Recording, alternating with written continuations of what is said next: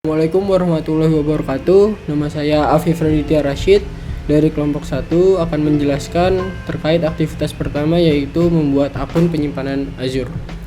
Di laman home ini kita perlu klik menu portal menunya, lalu ada fitur storage account, kita klik saja. Setelah itu pencet create.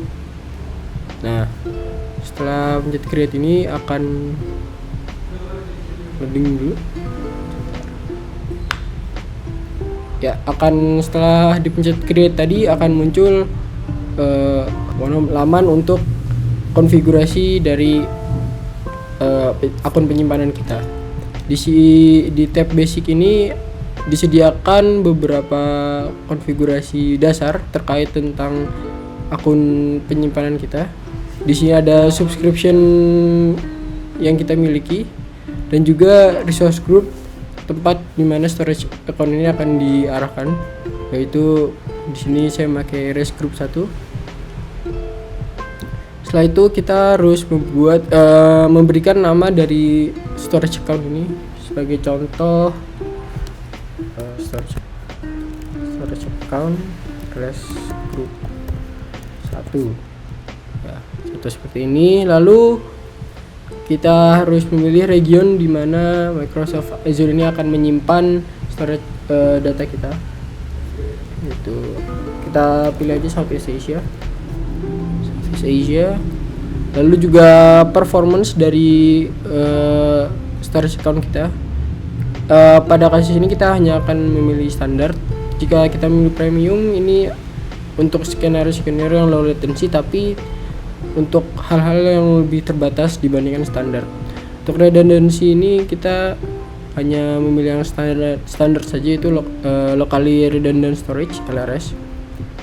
Setelah dari tab basic ini, jika kita memang nyaman untuk konfigurasi default yang sudah disediakan oleh Microsoft, kita hanya perlu pergi ke tab review dan langsung create saja, tidak perlu mengkonfigurasi tab-tab yang lain. Namun di sini akan saya jelaskan secara singkat tab-tab yang lain. Pada tab advance ini kita bisa mengkonfigurasi keamanan, data lake storage, Gen 2, penyimpanan blob, dan juga file Azure. Pada tab networking, di sini kita bisa mengkonfigurasi terkait dengan konektivitas dan juga routing dari storage account kita. Pada tab data protection ini kita bisa mengkonfigurasi terkait dengan pemulihan data, lalu pelacakan dan juga akses kontrol dari storage account yang kita miliki ini. Lalu untuk tab encryption kita bisa mengkonfigurasi tipe encryption yang kita gunakan, lalu juga kita bisa mengaktifkan support untuk customer managed keys dan juga mengaktifkan infrastructure encryption. Lalu pada tab text ini kita bisa mengkonfigurasi resource management untuk setiap sumber daya yang kita miliki pada Azure kita. Nah, mungkin di sebelumnya ini kita ada yang kebingungan terkait suatu fitur yang akan dikonfigurasi. Jangan bingung, karena di sini ada tombol i. Di situ akan menyediakan informasi terkait konfigurasi yang bisa kita atur. Pada tab terakhir, tab review, itu adalah semacam rangkuman summary dari konfigurasi yang kita buat terhadap storage account kita. Jika dirasa sudah aman dan sudah sesuai dengan yang kita inginkan, kita hanya perlu klik create. Setelah itu Microsoft akan mendeploy storage account kita dan kita hanya perlu menunggu untuk progresnya selesai. Ya, setelah ada pemberitahuan your deployment is complete, berarti storage account kita sudah selesai di deploy dan siap digunakan. Sekian dari saya, kurang lebihnya mohon maaf. Terima kasih. Wassalamualaikum warahmatullahi wabarakatuh. Selanjutnya pada tahap aktivitas yang kedua, yaitu kita akan membuat storage account untuk data lake-nya. Data lake di sini yang kami gunakan adalah data lake gen yang kedua. Berarti tahapnya pertama kita masuk ke create a research. Di create a research kita scroll ke bawah, kita ke storage. Di storage kita masuk dan kita mengetahui bahwa di sini ada yang icon yang hijau. Di sini storage account. Kita klik create.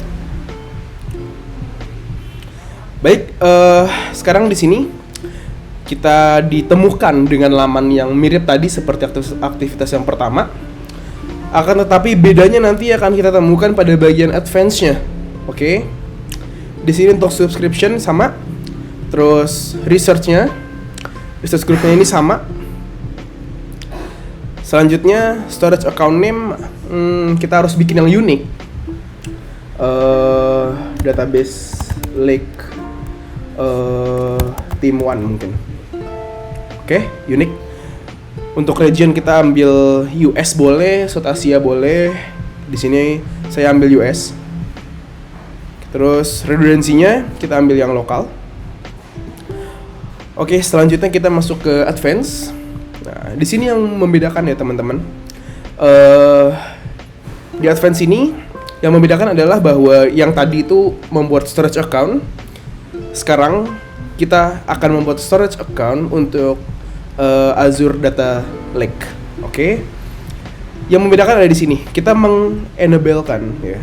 Kita ngaktifin fitur Data Lake Storage Gen 2. Enable hierarchical namespace. Oke. Terus kita enable SFTP. Terus itu juga enable network file system versi 3. Terus untuk akses tiernya kita mungkin ambil ke cool dulu aja. Ke hot juga boleh. Oke, kita ambil hot aja. Terus kita enable large file shares. Oke. Selanjutnya untuk yang networking. Di networking ini belum kita perlu hiraukan untuk tahap kedua. Karena tadi juga penjelasannya udah dijelasin juga oleh orang yang pertama tadi. Kita langsung ke review. Oke, di sini masih running final validation. Ya. Oke, sudah hilang, berarti sudah bisa validasinya bisa diterima nih. Selanjutnya kita lihat di sini ada summary dari calon data lake yang mau kita buat. Oke, kita klik create. Oke, masih deploying is in progress. Oke, tunggu beberapa menit, beberapa detik mungkin. Oke, ini akan menghasilkan virtual network untuk data lake ini, berbeda dari yang tadi. Oke, DB Lake Team 1 sudah mulai muncul, masih progressing. Oke, deployment is complete. Oke, dari sini berarti sudah bisa diambil kesimpulan bahwa data lake untuk Azure untuk awal-awal ini udah selesai. Jadi sampai di sini aktivitas yang kedua. Selanjutnya kita akan mencoba untuk ngupload files. Ya, selanjutnya saya akan membahas aktivitas 3, di mana tahap ini bertujuan untuk menunjukkan bagaimana cara mengunggah dan mendownload data pada Azure Storage Explorer. Oke, hal yang pertama harus kita lakukan adalah membuka Azure Storage Explorer. Sudah dilihat bahwasannya Azure Explorer sudah terbuka. Hal yang pertama kita lakukan yaitu kita klik bagian sini, lalu kita sign in with Azure. Di sini terdapat beberapa pilihan. Ada Azure China, Azure US Government, dan Custom Environment. Kita pilih yang Azure biasa. Setelah itu kita klik next. Kita pilih akun yang akan digunakan. Ya, bisa dibilang akun yang sudah terhubung dengan Azure Microsoft. Oke. Di sini sudah dinyatakan authenticated. Jadi kita bisa nge-close laman ini. Kita kembali ke Azure Storage Explorer. Di sini sudah terlihat akun kita sudah terhubung dengan Azure Storage Explorer, kita kembali ke halaman utama. Nah, karena kita sudah terhubung, di sini kita bisa lihat ada akun kita Azure for Student Yava Wijaya. Oke, di sini terdapat storage account. Kita gunakan yang ini, the bulk theme, sebagai contoh. Oke, selanjutnya kita harus membuat file system untuk menentukan wadah untuk data lake. Hal yang pertama kita lakukan yaitu kita klik kanan pada bagian blob containers, lalu kita create blob container. Semisal kita beri nama latihan. Kita enter. Oke, di sini sudah berhasil terbuatlah blob container bernama latihan. Nah, dalam folder ini kita biar gampang atau biar mudah, kita buat folder lagi di dalam folder latihan ini. Kita klik bagian new folder. Nah, di sini kita beri nama sampel. Lalu oke. Oke, sudah terbuat folder baru di dalam folder latihan. Selanjutnya kita akan mencoba untuk mengupload file. Di sini saya akan mencoba upload file random ya. Nah, untuk cara mengupload file ini terdapat pilihan upload pada bagian menu atas di Data Storage Explorer. Kita pilih upload files. Di sini ada selected files. Kita bisa pilih file apa aja, bisa berupa foto, video, ataupun teks. Oke, di sini saya akan memilih file berupa teks. Oke, pastikan alamatnya yang dituju benar. Di sini saya bertujuan ke sampel dan sudah benar, kita upload. Oke, di sini masih loading. Dan penguploadan file telah sukses. Nah, selanjutnya bagaimana sih cara mendownload file pada Azure Storage Explorer? Caranya mudah. Hanya dengan klik kanan pada bagian file yang ingin kita unduh, lalu kita tinggal download dan tinggal kita pilih lokasi file yang ingin kita tujukan. Misal kita ingin taruh di download dan kita open. Ya, di sini masih loading dan semua selesai. Ya, terima kasih dari saya. Aktivitas selanjutnya kita akan lanjut pada bagaimana kita bisa mengamankan penyimpanan data pada Azure. Nah, di sini ada 5 poin yang harus kita highlight, yaitu yang pertama adalah protecting data at rest, protecting data in transit, support browser cross domain access, atau bisa kita sebut CORS ya. Ya. Terus ada yang keempat adalah shared access signature atau SAS, dan yang kelima adalah audit logging. Nah, bagaimana kelima highlight tersebut bekerja? Oke, kita mulai dulu ke yang pertama. Yang pertama adalah protecting data at rest. Pertama kita cek dulu, misalkan di sini kita tuh punya resource group dan di resource group itu punya data. Nah, kita harus misalkan mengamankan data itu. Pertama kita buka dulu resource groupnya, dan di sini di resource group ada, misalkan di sini saya ambil contoh data yang ingin kita amankan itu adalah di source group 1 ini. Oke. Pertama, kita cek dulu pada tahap pertama. Nah, tahap pertama itu adalah data at rest. Nah, bagaimana data at rest itu bekerja?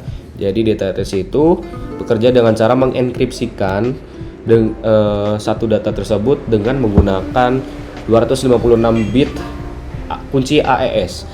Nah, bagaimana sih cara kita mengenablekan fitur tersebut? Yaitu pertama kita buka dulu di encryption.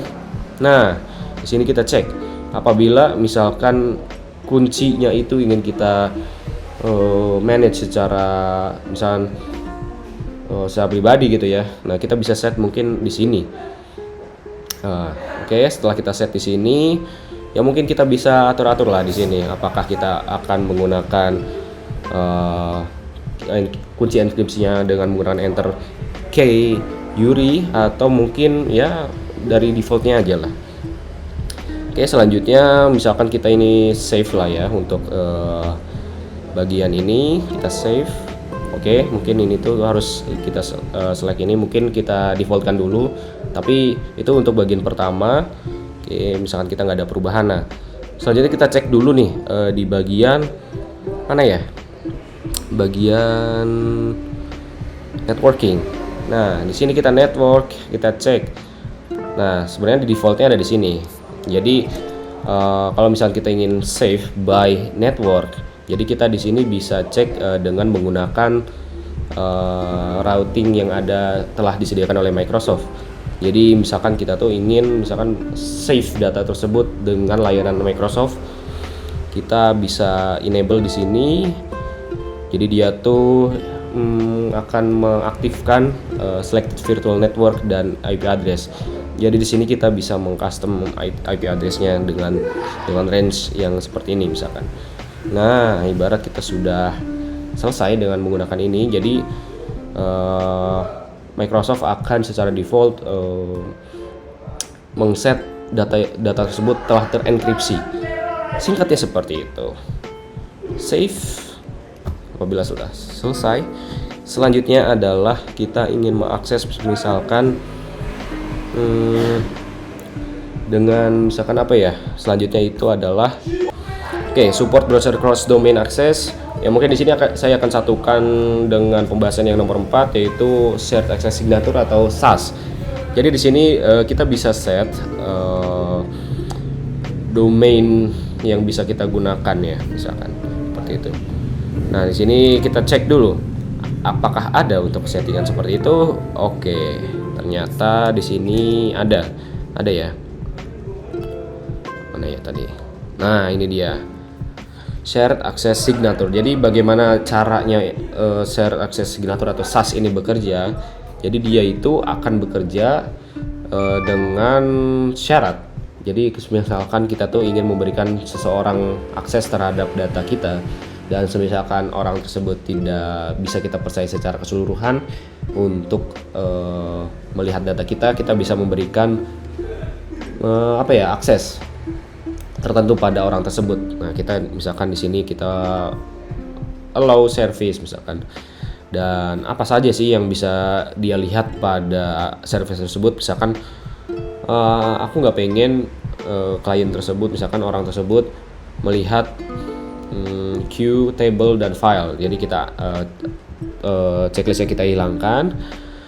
Lalu apakah orang tersebut bisa untuk write, delete, list atau segalanya itu kita bisa set dari sini. Misalkan orang tersebut tidak bisa nge-create, tidak bisa nge-add, tidak bisa membuat list, tidak bisa mendelete, apalagi menulis, dan ya mungkin tidak bisa mempermanenkan penghapusan.